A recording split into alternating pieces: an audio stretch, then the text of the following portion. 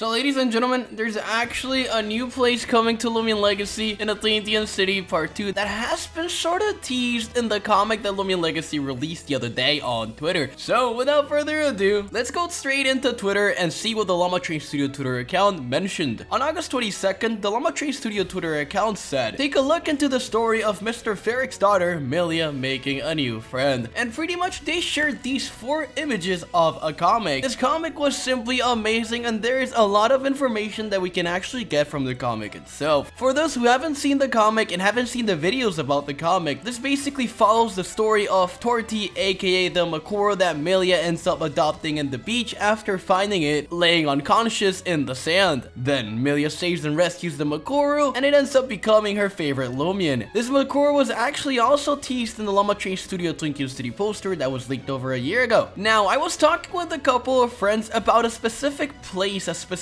new place that the comic actually mentions, and my friends have been telling me that they had no idea that this was actually a thing. When I asked them how did they not notice about this new place that got leaked, they pretty much just told me it's because everyone was too busy focusing on the nurse that appeared in the comic. Ladies and gentlemen, I'm gonna tell you something very funny. Everyone on Twitter has been posting fan art about this nurse. I'm not gonna say that I approve of it, but I don't deny of it either. But anyways, let's read the comic and let's talk about the new place that is coming to Loomian Legacy with Atlanthian City Part 2. So if you go to this part of the comic where it says Sephiroth Loomian Trainer Station, and if you start reading, here's what happens. It seems that Makoro was in a rough fight. I doubt it would have survived on its own. Fortunately, its condition is stabilizing now. Thank goodness, seems like we found the little guy in just the nick of time. Young Makoro like these tend to not survive without their group. It's unlikely they're still around Lotusan. I believe there's a sink.